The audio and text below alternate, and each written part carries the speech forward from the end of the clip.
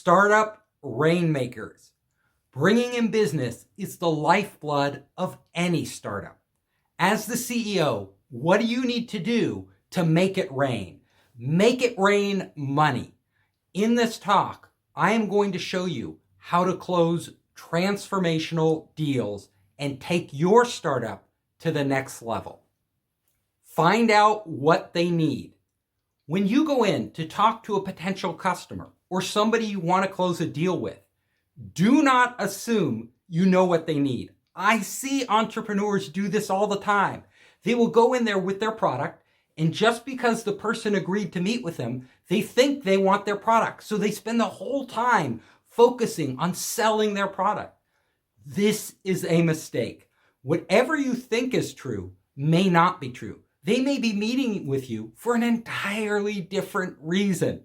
You have to understand what's in their head so that you can position yourself rightly, and you also know if it's worth investing your time. A lot of times, you will spend a lot of time on business development with a big potential partner, only it's a mismatch because what they really want and what you want to sell them are two different things. Let me give you an example. You could go into a company and you could think, oh, they're meeting with me, so they want my product. I'm going to sell them this product. But in actuality, they're not that interested in the product. What they're interested in is your team and your know-how, and they want to take that and have you help them with some other problem. Or maybe they're interested in your underlying technology. Or perhaps they're interested in a strategic fit because they're trying to build an ecosystem and they want you to play a role in that ecosystem. You have to figure these things out, or you can end up spinning your wheels over and over and over and getting nowhere. I've seen this happen with entrepreneurs, and it's a real shame because finding out what they need is simple. You just have to ask them. You just have to ask them, what do you need? How do you want to work together? What are you looking at? What are your goals? Make sure to do this at first, when you first sit down with them from the very beginning, so that then you can plan out your strategy correctly. Seek out champions. If you are going to sell into a large corporation, a big company with tens of thousands of employees, or maybe even hundreds of thousands of employees, it really helps to have a champion.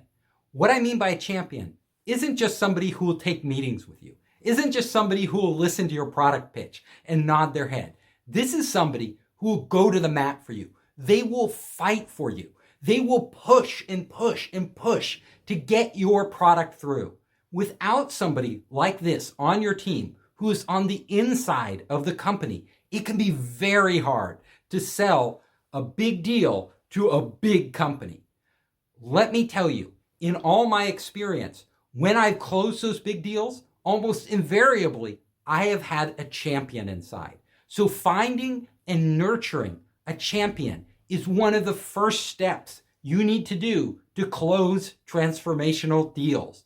You need to figure out who in that company can really help you. Do they have the connections you need? Are they positioned? They don't have to be the decision maker, but they have to be able to have direct access to the decision makers. And even more importantly, they have to not be afraid to step forward and put their reputation on the line for you. This is a champion. If you find a champion, you need to back up that champion with everything you have. You need to educate that champion. Give them all the resources and materials you have so that they can be a proxy for you and actually go in there and close the deal on your behalf. Because a lot of times, the deal won't be closed in the meetings you're in. It'll be closed in some private meeting where they are discussing your offering and comparing it to other ones. And only with that champion, who's the person actually in the room at the time, can you secure the deal. So when you're targeting big companies, be on the lookout for that champion, that person who can really push your product or service all the way through. Know their win. If you want to find a champion in the real world, the first thing you need to understand is people don't do things for no reason. They always have a reason, and they have a reason that benefits themselves. So you need to understand what is their win. What is their psychology? The psychology of your champion. What are they going to get out of this deal at the end of the day? You may think it's great that they want to sell your product in, but they may have something else they want. And if you can figure that out and you can position yourself to actually deliver it to them, then you are actually helping them and it becomes a win-win situation. Let me explain. You may go in and be talking to somebody who you hope becomes your champion. What you want to figure out is what's inside their head. What do they need out of this deal? They may not care so much that the product is being used, your product as opposed to a competitor's product. In their mind, all the products may be similar. What they're interested in may be their own career. They want to get a promotion. They're looking for the company that they can recommend that won't embarrass them, right? That won't get pushback from their boss. The company that won't screw up, that will do a good job so that their reputation isn't damaged. Things like this, their reputation, whether they're jockeying for a promotion, how they relate to different people in their company, whether they want to raise their profile within the company. Can you help them with these things? Can you assure them that yes, you will actually make it a win for them? You will actually help boost their status in the company. You will actually make sure that this project is successful no matter what, and their reputation is not harmed. These things can be more important than the actual deal terms themselves. So when you're approaching a company, trying to find that champion, spend time talking to people, figuring out what they want, what they need, what their role is in the company, what they want as their future. Some people in the company may be actually helping you because they're looking to leave the company and they might want to join your company. So they are willing, and I've had this happen. In big companies, I found people there who wanted to join my company. They didn't say it outright, but in their mind, that was what they were thinking. So they were willing to bend over backwards to help me close that deal in hopes that once I close that deal, I would be grateful and hire them on. This is something you need to know from the beginning because it can make all the difference in whether the deal closes or whether they go with somebody else. Close transformative deals. When you are doing business development, you need to think about what deals will really matter. There are certain deals out there where if you close them, they will make a small incremental step in your business. And there are other deals out there that will totally transform your business, that will take you to the next level. As the CEO of the company, you need to prioritize your time on the biggest possible deals. All the other little deals, you should send to other people. You should have people, your salespeople, out there dealing with them because they are not worth your time. Your time is the most valuable thing you have. There's only one CEO. You can have lots of salespeople, but one CEO. So you need to make sure every minute of your time is spent moving towards these big deals. Because I will tell you, a transformative deal can do so much for your business that even a lot of little deals, and these little deals may take up a lot of time, but they're just inching you forward. Whereas a transformative deal is like a domino effect. You knock that domino over and then everything else starts to go. Other customers hear about you. There's press and media about you. Investors start wanting to give you money because you closed just the right deal. So don't sit back and just respond to whatever's coming to you. You'll get a lot of different people coming to you. They'll want to talk to you. They may be very passionate, but you need to put on your analytic thinking cap and really analyze them. Are they worth my time? Should I be taking this meeting? Really smart CEOs are always saying, no, I'm sorry, I can't do that meeting. No, I'm going to refer you to somebody else. And they are strategically planning out their path. They are making sure that they're really focused on spending all their time on the few things that can make a quantum difference, a quantum leap in their company. That is what I'm talking about. Transformative deals and your time. Whatever comes at you across the transom isn't necessarily what you're supposed to be focused on. In fact, 98% of that you should not be focused on. You need to put on those filters and be very selective about what you do, what you put your time into and where that will take your company. Use inbound marketing. In today's world of social media, inbound marketing is so important. It's as important as other types of marketing. So in your company, from day one, when you start, you should have an inbound marketing plan. Now, what is inbound marketing? For those of you who don't know, inbound marketing is when you create content, special content for your customers that they can consume, that they can find out there on the internet. When they do a search on Google, does your website come up first? Why doesn't it come up? Maybe you don't have the right content on your website. There are a lot of ways to reach your customers. It's not just talking about your product. Inbound marketing aren't product videos. They aren't trying to sell the customer something.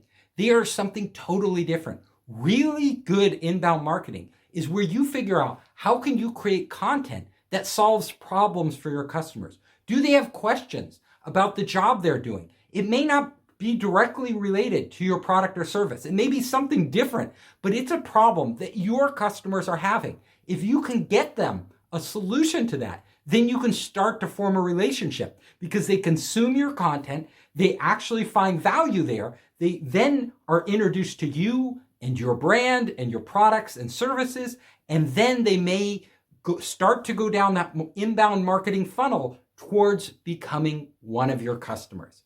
How do you do this?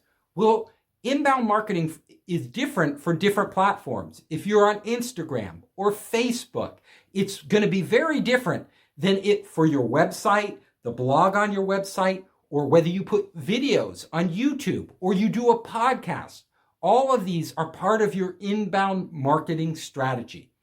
And from the beginning, when you launch your startup, you should prioritize inbound marketing. I will tell you why. Some of the best leads you will get will be from inbound marketing. These are people that you can't reach. They're people you might not even know.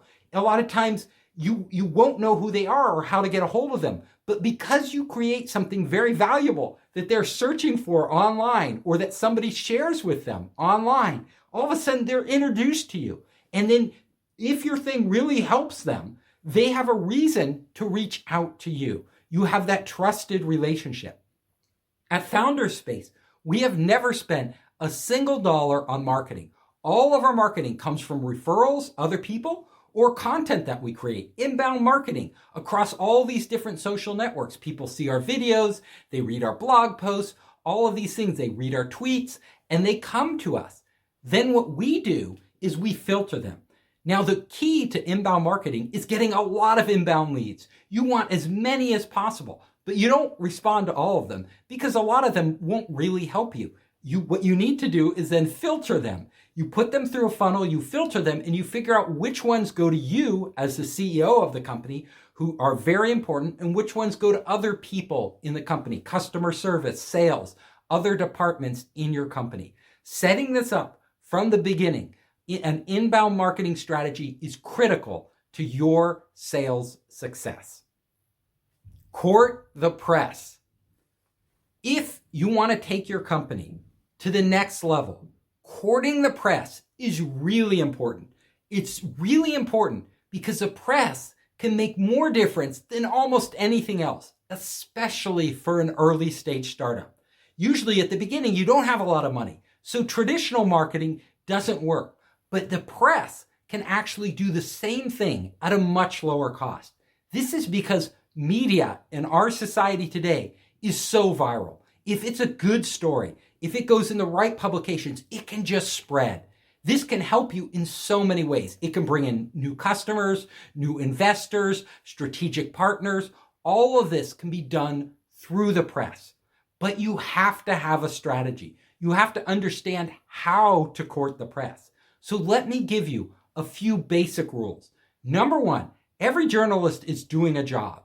And if you want them to cover you, want them to cover your story, you have to make their job easier. That means figuring out what they write about. You should read what they're writing about. What stories are they following? How do you fit into those stories? Are there certain trends they're focused on? Can you give them valuable data about these trends? Or does your story play into this trend in a natural way so that they want to write about you? Can you do some homework for them? If they're focused on a particular industry or a particular subject, can you do a lot of research and actually give that to them as part of your story? And your story is so important. If they're writing a human interest story, if that's the type of journalist they are, is your story exciting? Is it emotional? Can you connect with people? Can you inspire people? What about your past? Why did you start your company? Why is your product so important in society? What does it mean? These are things you have to bring to the surface. So it's easy for the journalist. You want to show the journalist through how you contact them that you figured out the story, the complete story from headline all the way through, so that their job is easier. They're looking for stories. Their job is to hunt for great stories. If you hand it to them on a plate, they will take it if it's right. But if it's not right, they'll just ignore it. You won't get any response. So you need to figure this out. And sometimes it's not the biggest publications out there that matter the most. You have to figure out, what are your customers reading? Where are they? It could be a very niche journal that they're all looking towards for advice. So if that is it, then you should figure out which of these publications will get to the decision makers at the companies, which are your potential customers, and actually target them specifically. Figure out exactly what they need and give it to them. This is called courting the press. And if you do this from the beginning, make it a part of your overall strategy, as you grow, you will reap the rewards. Always ask for referrals. I can't stress this strongly enough. When you are out there doing business, when you have a good relationship with a customer, when you do an excellent job, do not pass up the opportunity to ask for a referral. The best business is generated through word of mouth. This is that trusted bond. If you are doing something with a customer, if they're satisfied with what you've done, then use that opportunity to have them introduce you to more potential customers.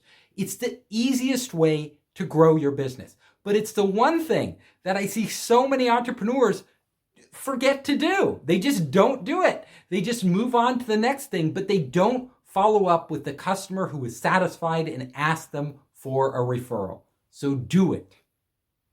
Shut up and listen. If you want to close deals, really big deals, the most important thing you can do is shut up.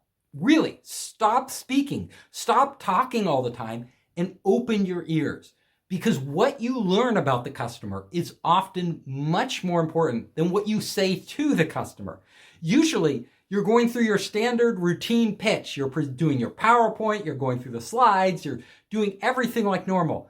That is fine, but that's not really the best way to approach big customers. The best way is before you dive into your pitch, you figure out and learn as much as possible. You may want to sit down with them in a casual environment, figure out what they really need, what they really want, what are the different elements of your product that matter the most to them. Then you can come in and do a formal presentation to maybe a larger group. But at the beginning, lay the groundwork. Have these meetings, these one-on-one meetings or small meetings where you're getting together with them and actually listening and asking them questions. The questions you ask them are more important than the information you give them. They can always get that information later. And what you want to do is make sure you're laser focused on addressing their priorities.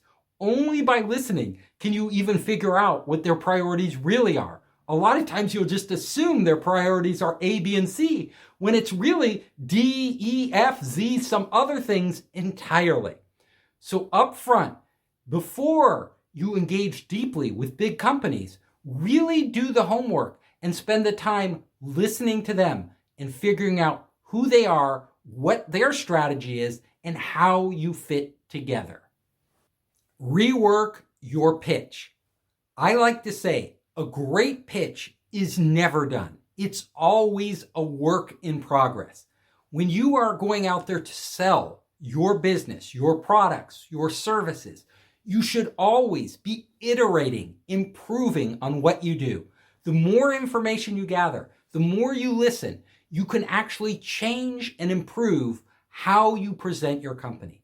Also, with each customer, they may want slightly different things. They may have different needs. They may have a different perspective. So you should constantly be customizing your pitch to a specific customer.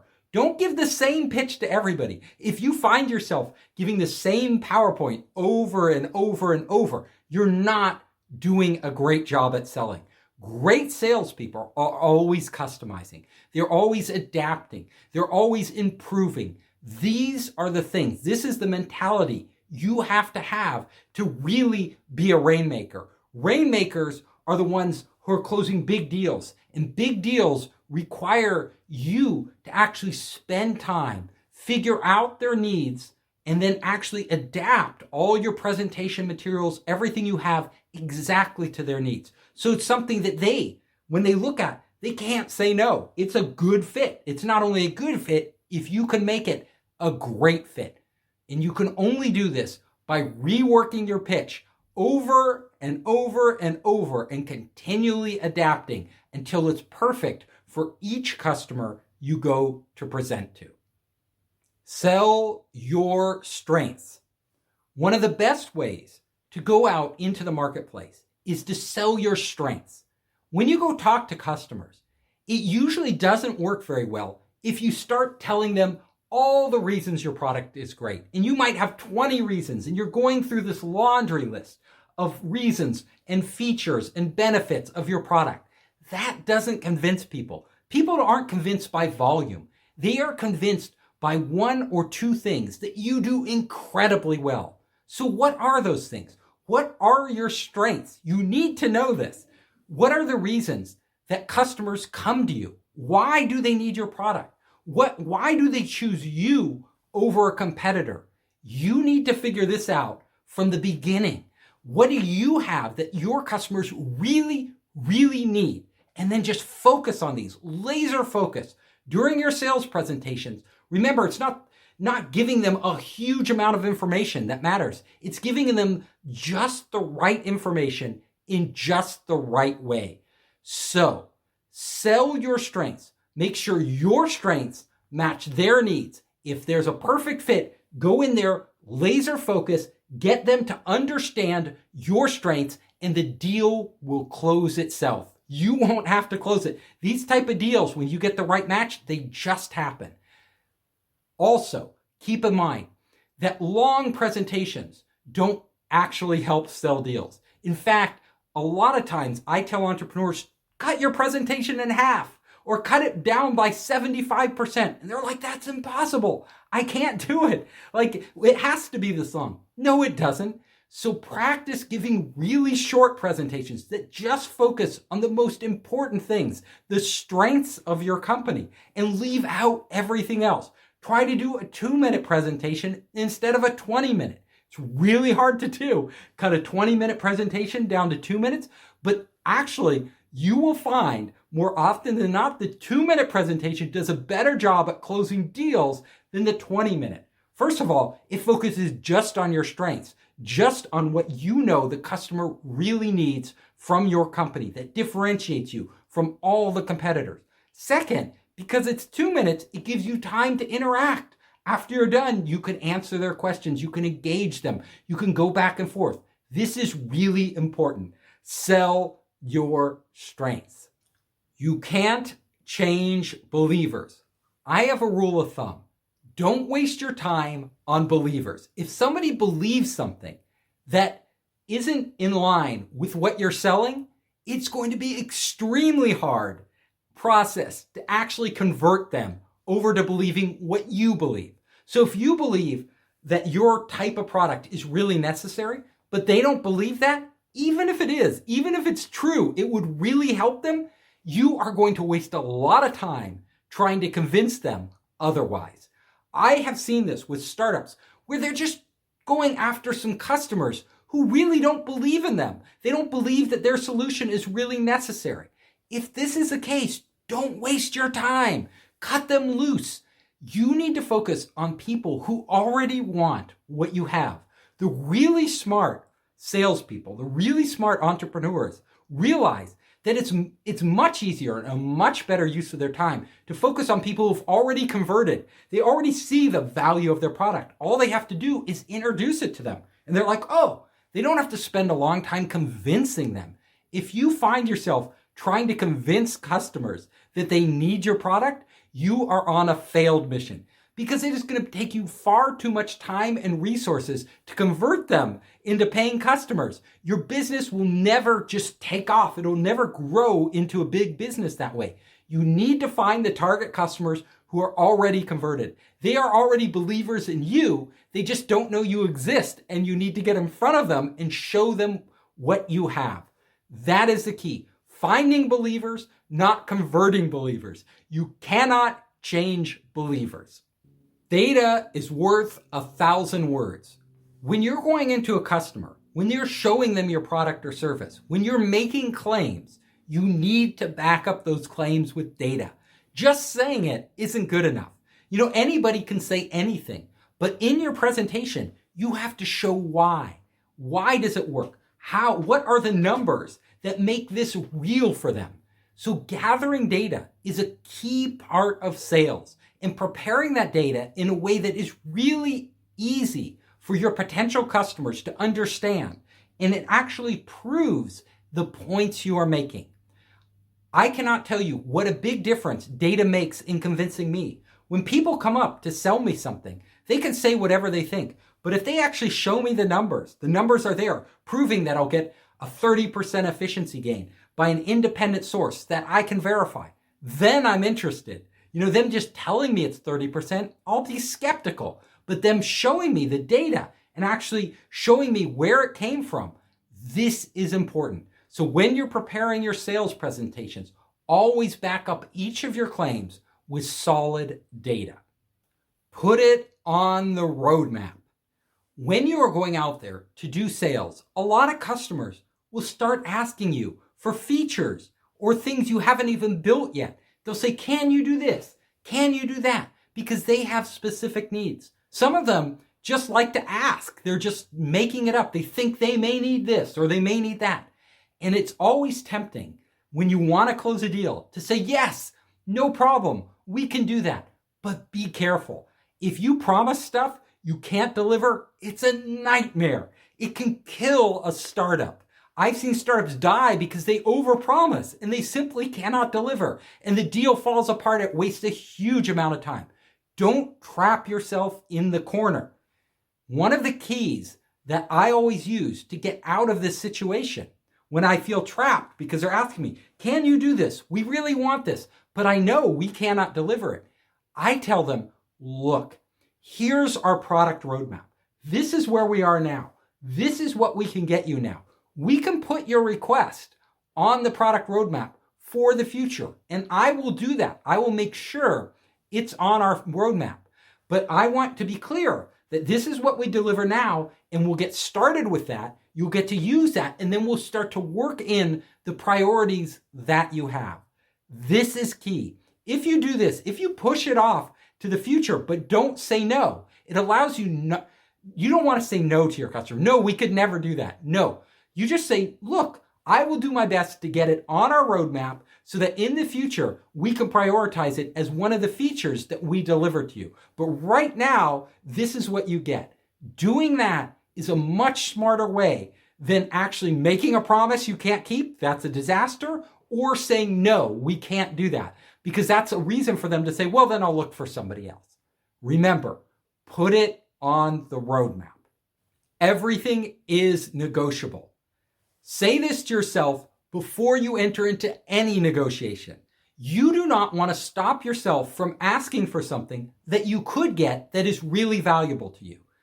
When negotiating, you should have everything on the table. You may even want to ask for things you don't need so that you can trade them later.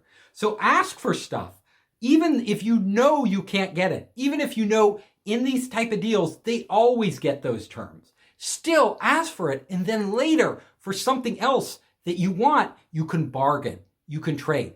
Everything should be on the table. Everything should be negotiable. I have done hundreds and hundreds of deals in my lifetime and mentored so many startups. And I will tell you, there are no rules. You think there are rules. You think this is the way things should be done. But if the person you're negotiating with really needs the deal for whatever reason, they are going to negotiate. I will tell you, when I started my first company, I was making a game. We were independent software developers. We had made this new game. We're going to one of the biggest software publishing companies in the world. Now, normally, if they're going to even look at a small developer like us, they would get all the rights.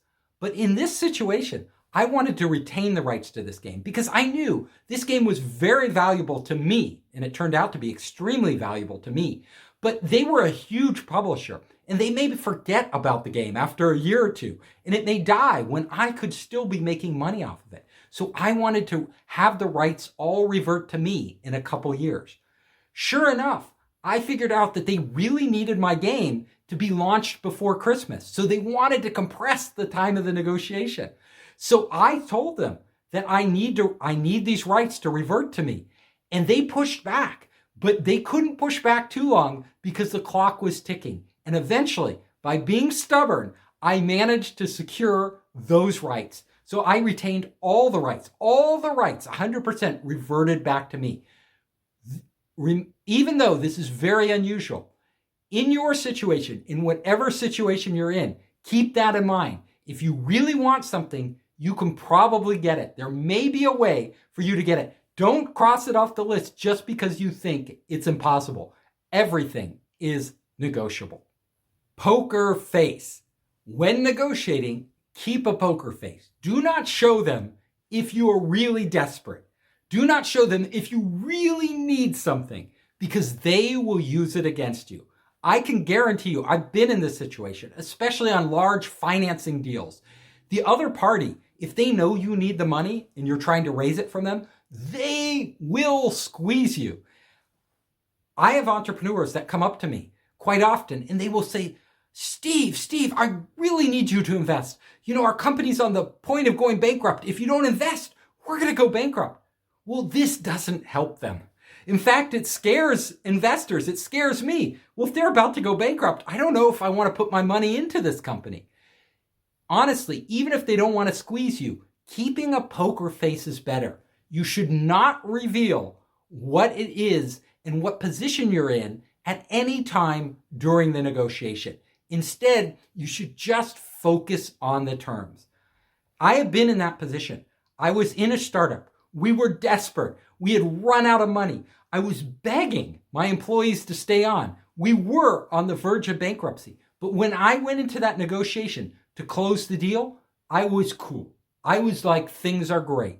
They could not tell at all the position we are in. In fact, when it came time to negotiate it, I negotiated that deal like I would any deal.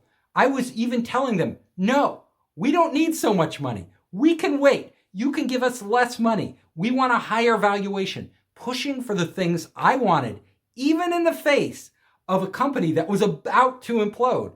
And do you know what? Actually, by keeping that poker face, by negotiating as if nothing was wrong, as if we were fine, as if we could last another year on the cash we had, I managed to close that deal in record time and get the terms I wanted. It's not the position you're actually in. It's the position they think you're in that makes the difference. And the stronger you appear, the more confident you appear, the better off you will be. Be fair. It's really important when you're negotiating to be fair. Honestly, if this is a long-term relationship with your strategic partner, you don't want a deal that is lopsided, where you use your leverage, where you get everything you can get, and it actually turns out to be a bad deal for them. Because in the end, they're going to break off that relationship, or they're simply not going to honor it. They're not going to honor the terms. It will not benefit you if they are ending up on the losing side of the stick. You need to make it somewhat fair, balance it out so that there's a win for them and there's a win for you. When I do business, I always want my partners to win, right? I always want them to make money. I actually think about this. I'll push for the terms I really want, the terms I really need. But at the same time, I want to make sure they're getting enough so that the deal is worth it for them. Because at the end of the day, if something isn't worth it, it's going to fall apart. So be fair when negotiating. In the end, more will come back to you. You'll have longer lasting relationships and you will make more money in the long run by treating your partners fairly rather than getting the best deal possible. Push for a no. One of my great sales mentors told me, when you're out there trying to close deals, don't try to get them to say yes. Don't push and push and push for them to say yes. In fact, do the opposite. Push for them to say no. And I was like, what? You want them to say no? They don't want the deal? And he's like, yeah. If you can't get them to say no, they have to say yes. It's reverse psychology in action. Let me give you an example. There's a customer you have. You've shown them your product. You've given them all the information they need to make a decision, but they aren't coming back with a yes. They are like asking for more information. They can't decide. They're taking their time. Whatever it is, you should go back to them. And instead of saying, we need a yes, we need you to buy this. What do you need? You should say the opposite. You should say, look, if you're not interested, just tell me now, because we are really busy. We have other customers that we need to prioritize. Right now, we're prioritizing you. We're giving you our time and resources, but you need to give us an answer now. And honestly, if you can't give us an answer in a reasonable amount of time, we're going to have to move on. We can't take your business. Pushing for a no, getting them to tell you no sooner rather than later is actually beneficial to you.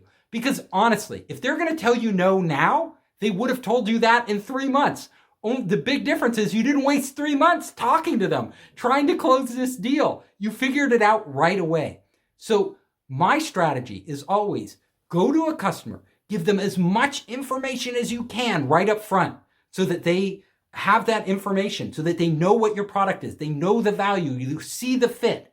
And if they can't say yes, then forget it. Like after that, you start pushing for a no. So first you push for a yes, you give them everything. And then if they can't say yes, you say, okay, I'm moving on. You either let me know now, or I'm going to go focus on other people and other customers.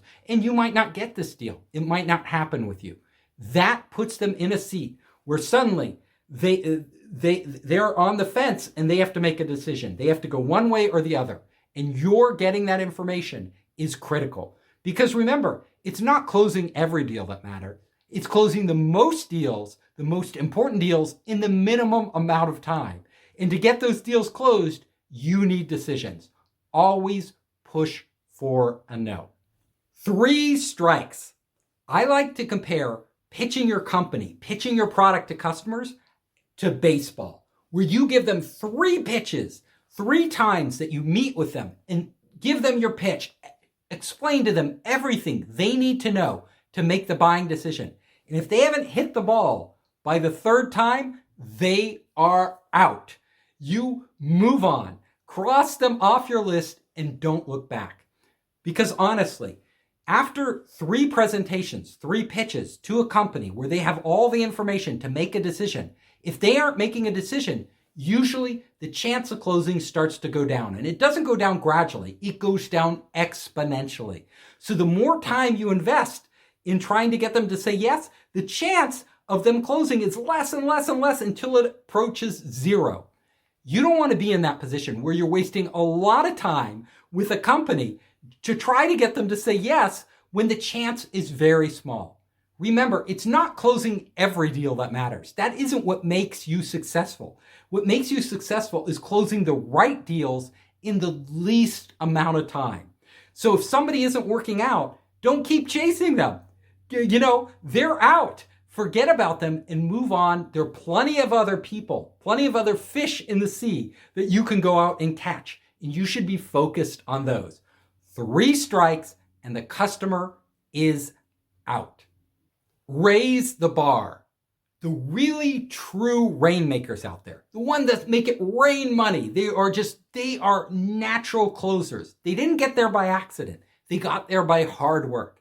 They got there by raising the bar. They are always challenging themselves to do better. Now, I'm not saying raise the bar so much that you are destined to fail. That's not good for you. but raise it incrementally. Every single time you go out there and succeed, then ask yourself, what could I do better? What could have I done? How could have I given a better pitch? How could have I provided better information? How could have I closed the deal faster to reduce the sales cycle? How could have I been more efficient with my time? Ask yourself these questions and put them as goals to work on. You need goals. You should always be focused on improving. No matter how good a salesperson you are, I guarantee you, you could be better. And you will only get better by raising the bar. So raise the bar after each pitch, after each success. Go back, analyze everything you did, everything about you, and say, how can I be the best salesperson in the world? How can I make that bar so high that nobody but me can jump over it? That's what I want you to do. I hope you enjoyed the talk. If you liked it, you can come to founderspace.com. You can check out our latest events, contact us, and see my latest books, Make Elephants Fly, Surviving a Startup, and The 5 Forces. You can also find me on all the major social networks. Just search for Founderspace.